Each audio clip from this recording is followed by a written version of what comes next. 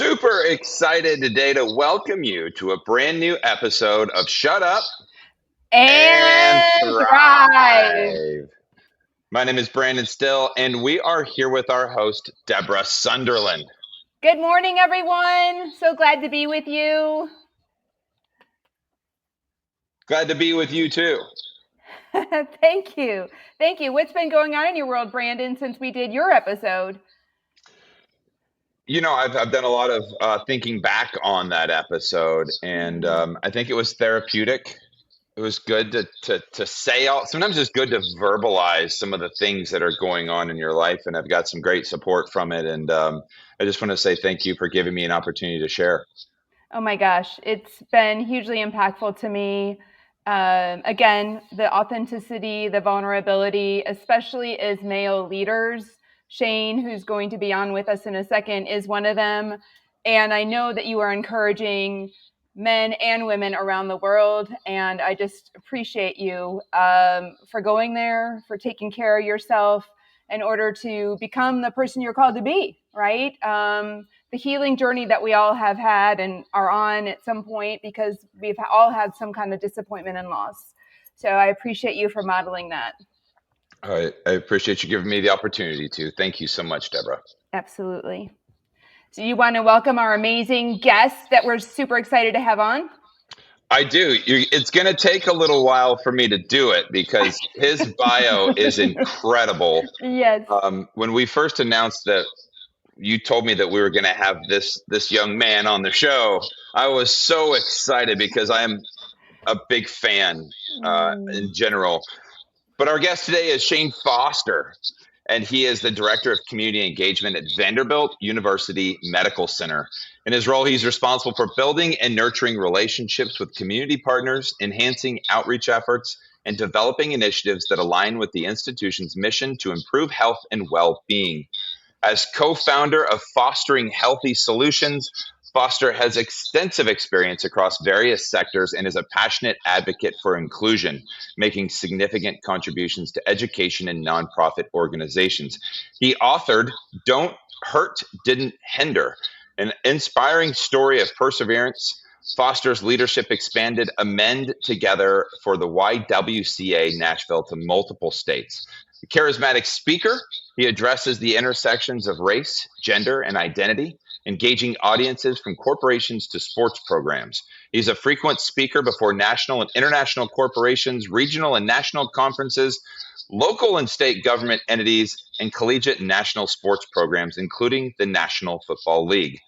Foster graduated the Vanderbilt University with a Bachelor of Science in Human and Organizational Development in 2008. During his time at Vanderbilt, Foster was named the SEC Men's Basketball Player of the Year, All SEC, all 4 years. NCAA Division I All-American. He played for the USA team in 2007. He was the Lowe's Senior Class Award winner, award given to the nation's senior leader in community, classroom, character, and competition. Foster finished his collegiate basketball career an all-time leading scorer in school history, where his jersey is retired and drafted into the NBA by the Dallas Mavericks in 2008.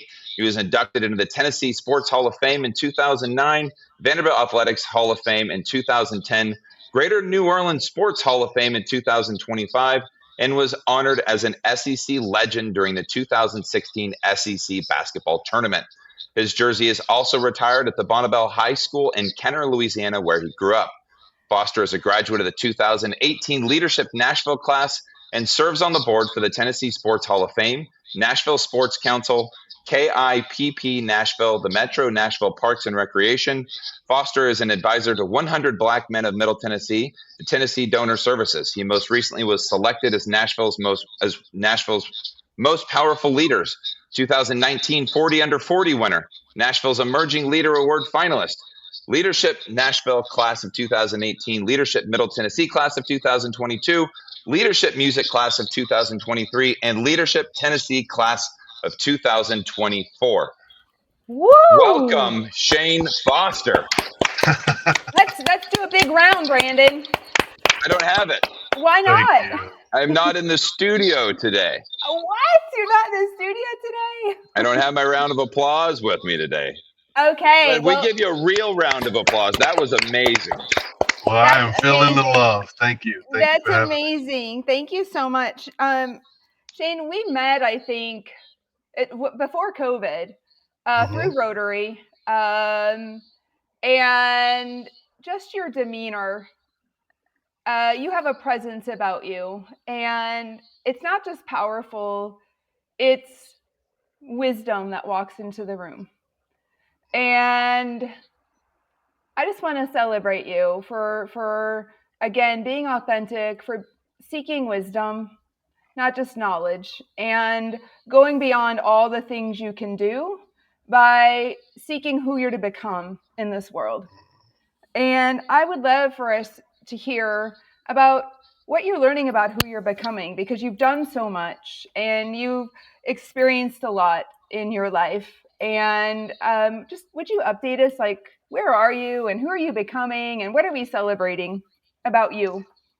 Yeah. Well, first of all, thank you so much for those warm and very kind words. I've certainly enjoyed and benefited greatly from getting to know you over these years, and I celebrate you back for all the amazingness that comes from everything that you touch. And so I'm appreciative for you having me on this show and creating this opportunity for us to connect again. Um, Absolutely. I am in a very unique place where December 19th of 2024 changed my entire life when I had my son. His name is John Cruz Shane Foster. He is six Beautiful. months old right now. He came 2 months early, and so we spent the first 29 days of his life at the Monroe Carroll Junior's Children's Hospital in their NICU. And from that experience, I became even more passionate about the Vanderbilt University Medical Center, what they're doing, their mission, and how they're literally creating new miracles every single day. And so, when given the opportunity to join their team as the director of community engagement, it was a resounding yes. Um, and I'm excited about the opportunities to connect people, to raise awareness, to raise resources that all support the incredible work that our doctors, physicians, experts in their various fields and specialized care that we're able to provide. All of my efforts are going towards helping to support those programs and support that mission. It is work that I'm not just doing. I feel certainly that I'm called to do it, and do it in a way that really uplifts the Nashville and Middle Tennessee and even regional community, and creates and provides access to a level of healthcare that most, particularly in healthcare deserts and medical center deserts, that they otherwise don't have access to. And so I'm really, really excited about that. Vanderbilt, as you know, is home for me. Yep. So it's a blessing to be at home every day. Beautiful, beautiful. And I know that you I have a memory of you sharing, gosh, I don't know, maybe a year or two ago, we were on a phone call chatting. And I know that Vanderbilt has been a champion of you in many ways, honoring you, supporting you. And something you shared with me, I will never forget, is um, what it's like to be a male who is Black in the United States as a leader. And you had shared with me that you, on purpose, make sure that you have your ring on from Vanderbilt and your jacket at time when you're wearing your jacket. And your hope, what I took from that, is that people would see you a certain way so that you would be accepted, not harmed, not thought poorly of, just all the unconscious bias that all of us can have.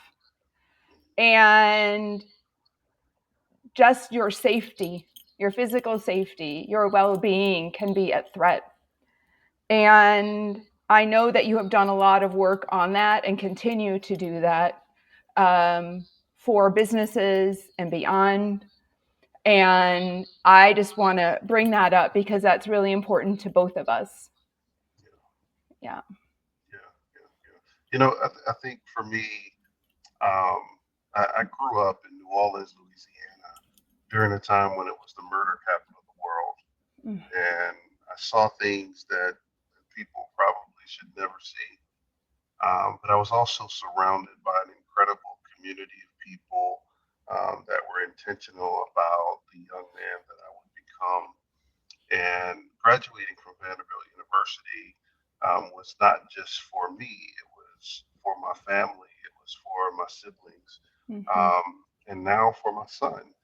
And I think the, part of the reason why I wear and represent Vanderbilt everywhere I go is because it was a community achievement, but also it was a statement to other people who look like me about what they can accomplish, about what they can overcome, and about the ability to build relationships, sometimes in places where we've not historically done so. Absolutely. My family background goes deep into slavery and Jim Crow in the South, and having very um, poor, harsh, even fatal experiences with people who did not look like us, to then go and graduate from a university where it was overwhelmingly people who did not look like us, Yes. and to continue to work and thrive in communities with people from all different walks of life and backgrounds. And for me, so some of that was, in the ability to build a bridge um, in some spaces where that bridge didn't exist. And I've been very fortunate, as you said, to help companies and organizations to continue building that bridge in the way that works best for them and their community, and to continue to do so for my family as well. Yes, absolutely. I want to go a little deeper because I noticed when I asked you who you're becoming, you talked a lot about what you're doing, and that's super important. Um, you mentioned your son, and that's been transformational for you. Would you go deeper and tell us who Shane is becoming in here on this journey of life? Yeah. As I think that's multifaceted. One, becoming a dad, right? Like the embodying what it looks like to be a father, to someone who I'm I'm their entire world. My wife is their entire world. It brings a different level of excitement, of passion, um, motivation for everything that I do, but it also makes me very conscious of how and where and with whom I spend my time. Time is now way more of a precious gift because every moment that I'm doing something else, I'm away from my son, I'm away from my family. And so as I think about the things that matter the most to me, and what I want life to look like for me, and how my life is a walking portrayal of what's possible for my son, that is resounding inside of me right now. In ways that I've never necessarily taken for granted. I've always tried to carry myself in a way that that honored the people who looked up to me and the brands that I represented in my family and community. But now having a son, the weight of that is just a little heavier, right? And so I'm leaning into that. I'm embodying that, and all the research says that one of the most important ways in which I do that is in how he sees me treat his mother. That's right. And so that means leaning into, who am I as a husband? How do I show up every day? How do I show up in public and private moments, and being intentional about that, and representing our unit, and how do I set vision for our family and what that looks like. And so I'm becoming a father, I'm becoming a husband, I'm becoming a visionary for my family, in a way that I don't know that I've embodied previously. And as I've aged, I'm also becoming a mentor for so many that are coming behind me, and those who are in sport, those who are alumni of Vanderbilt, those who come to Nashville who look like me and are trying to navigate a new community and new professional environments, and all of that. And as Nashville continues to grow, being a leader in this community and city, and how do I collaborate with people in a way that shows what's most important to me personally, but also what's most important to our city. And so I'm becoming a lot. You sure are, and lots of good learning. I don't know if you know why Brandon and I launched our podcast as Shut Up and Thrive, and what that really means. Are you aware of what we're up to, or like why we chose that? Brandon shared a little bit with me on the front end, but I'd love for you to give me your heart behind it as well. Thank you. I find it very intentional for our conversation as well. The shut up part is that we all, me, Brandon, you, everyone we know, has this fearful mind that likes to judge and likes to protect self when we are unconscious. And you know this work that I've been doing for many years around consciousness. And then it has defensiveness because of fear. It's just to protect us. And we all have it. And we're more than that. Many people don't know how to go beyond that. And so they have conflict inside themselves, because how can you really keep yourself safe all the time, living in scarcity? It's not a fun place to live. It's not a joyful or peaceful place to live. And then we all then create some kind of relationship that's based on unconditional love, because fear is the opposite of love. And my desire is that we learn how to, first of all, love ourselves, to get out of that fearful mindset, because it's not healthy for us. It doesn't help us thrive and grow. It doesn't help our relationships thrive and grow, because we're not able to hear in that space. And it creates outcomes we don't desire. And the only way we can do that is to take radical responsibility, to tell that fearful part to shut up and choose the opposite thought pretty much of the fearful thought we're having, because usually the opposite thought is probably true, or even more true than the fearful thought. And it creates a space of curiosity. It creates a space of, wow, how could things be different? How could I create a different outcome by just the way I think? Then that brings the way I feel. However we think brings our feelings. And then it drives our behavior.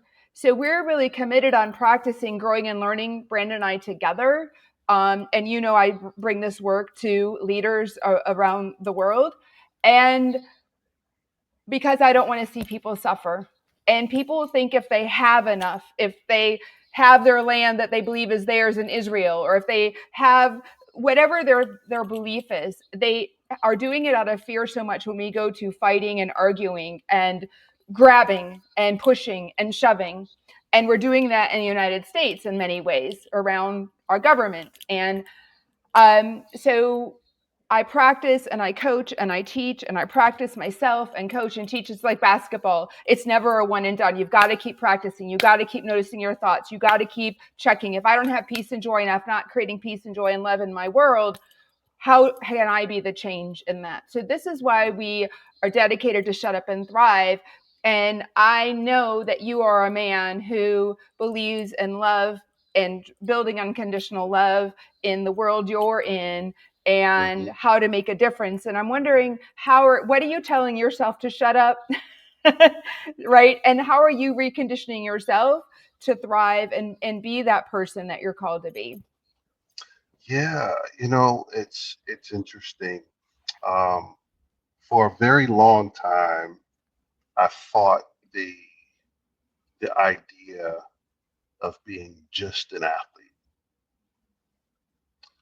it was a difficult journey to get to a place where I had gained the respect of others outside of just basketball. And I was always very conscious of that. And so I think that part has been an ongoing journey where the thought or the feeling that I'm not prepared enough, or that I don't deserve to be in certain spaces or rooms, or that I don't have enough information to move forward. It took me a long time to start the business that I co-founded with my mother, Fostering Healthy Solutions, because of that fear of the unknown. And so having to every day practice that the real life experiences of others that have been shared with me, that you don't have to have all of the answers. You don't have to have all of the resources up front. You don't have to, know the ins and outs. Some of it, you build the plane while you're flying it.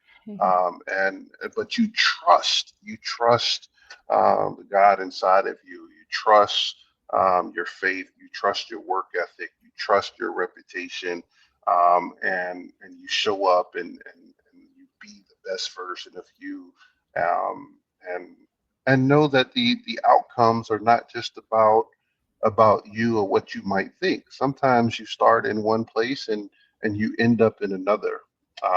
I'm reminded of scripture that talks about, the principle of sowing and reaping.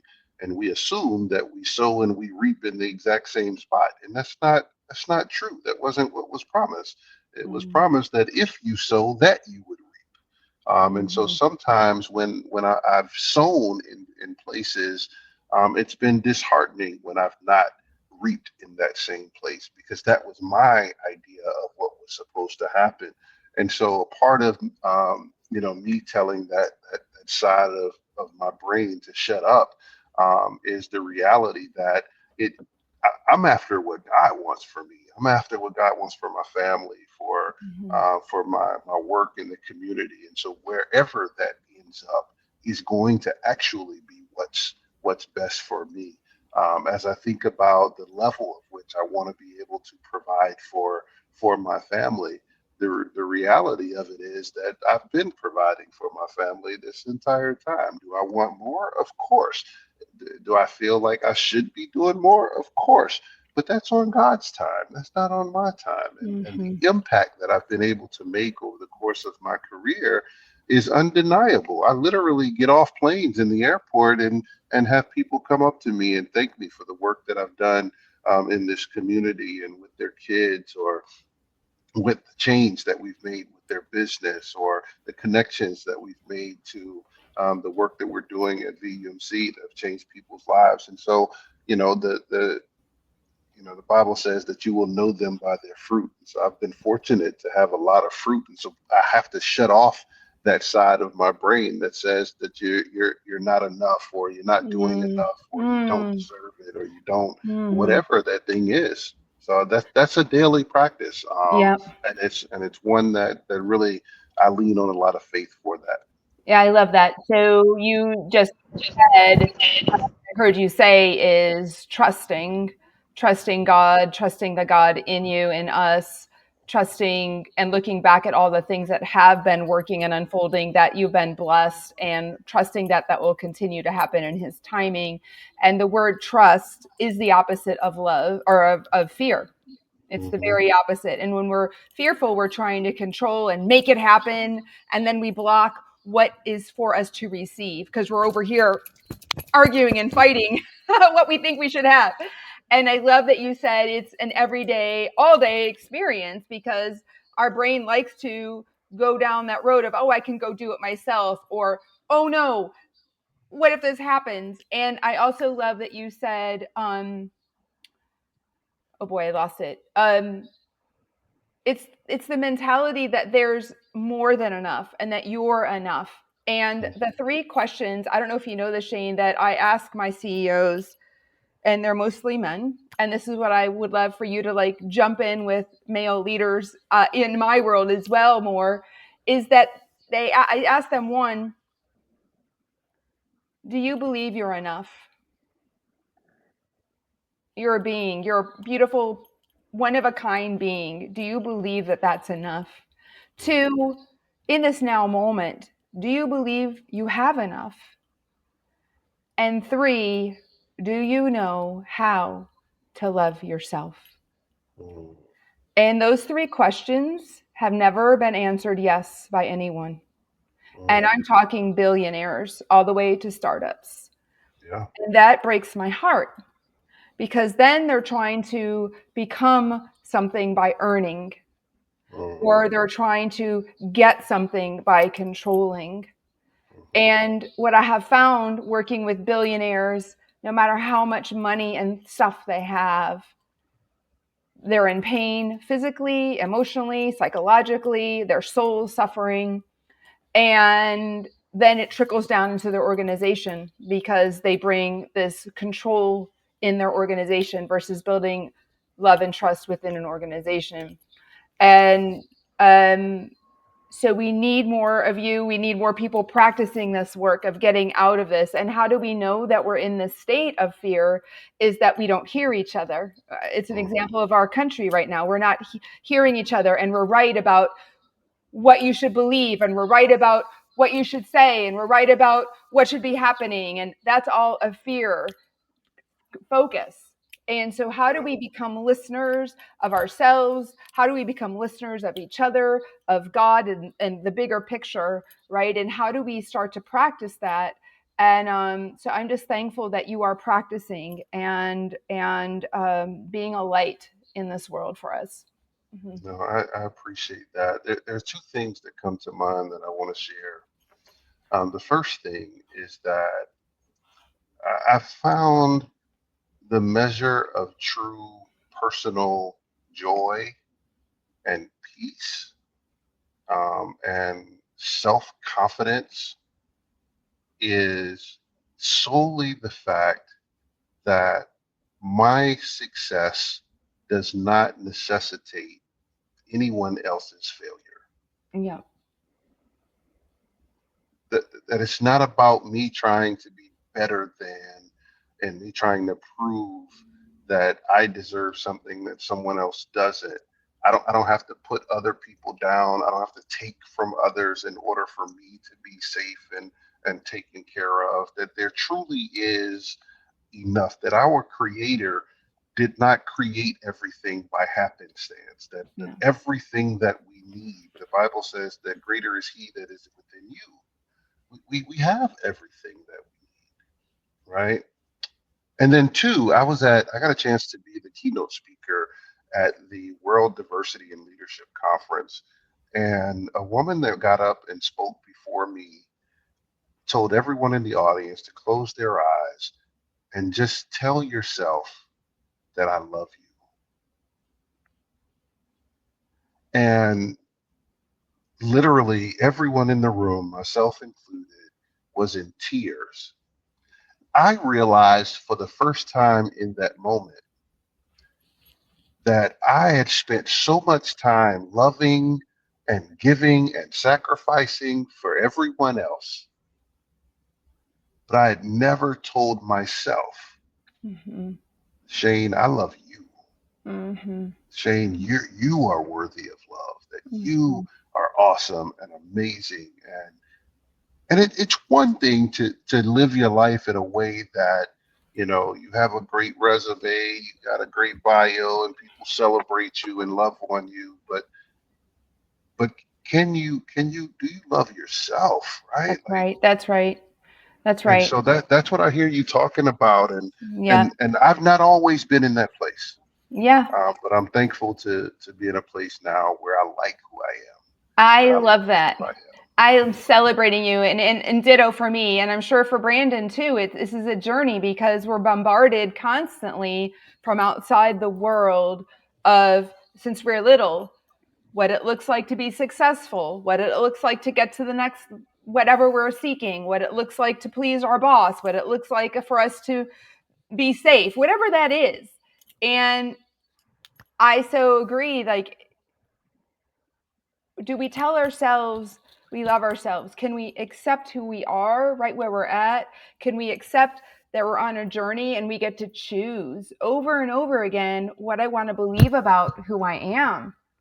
And I don't think people take time to do that every day. And sometimes I found it's too late and people have regret. And this is another reason why Brandon and I do this show, is that we want people to see how amazing they are, that there will never be anyone like them ever in this world, this eternity, and that they are meant for a purpose. They are meant for a calling, not in what they are doing, but in who they believe they are.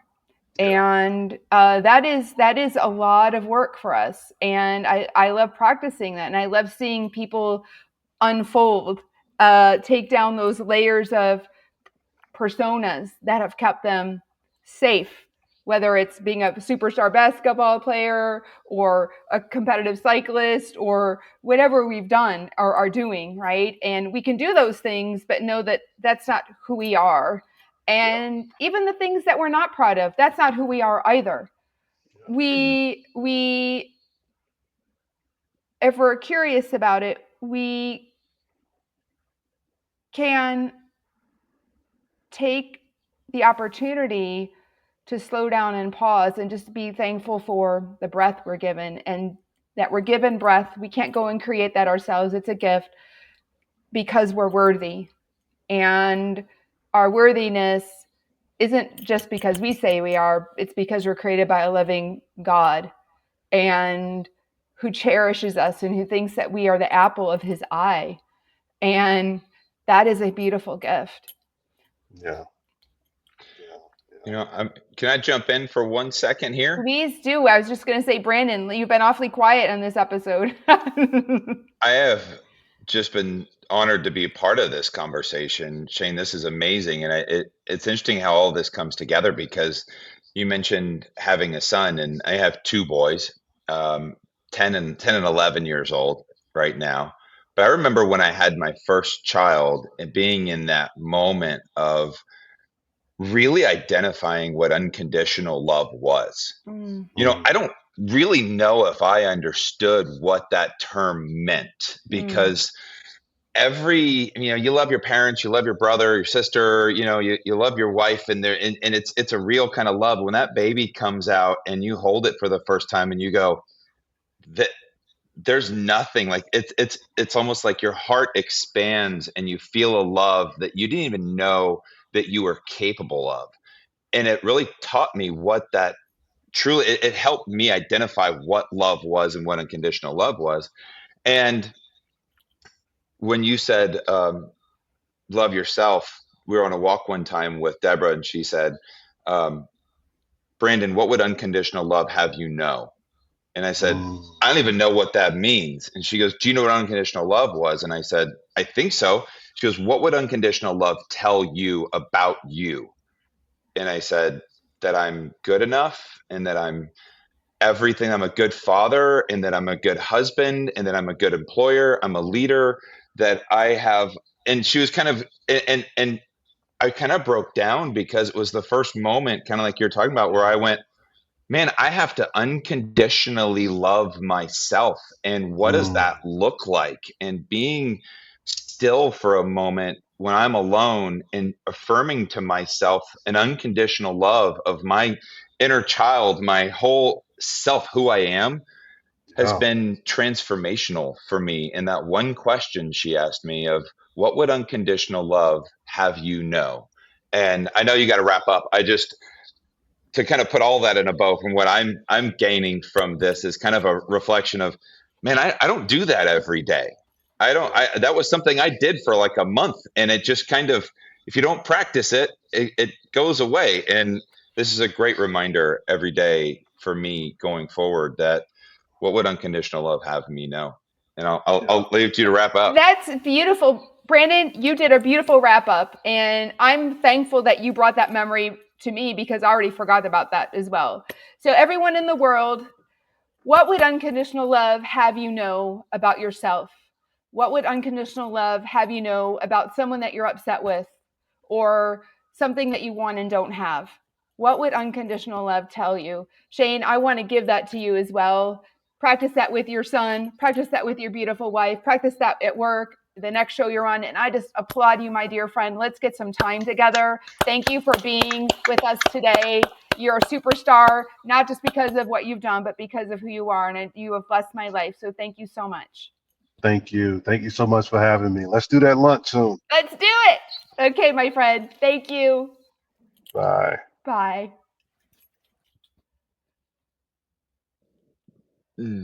That was beautiful. How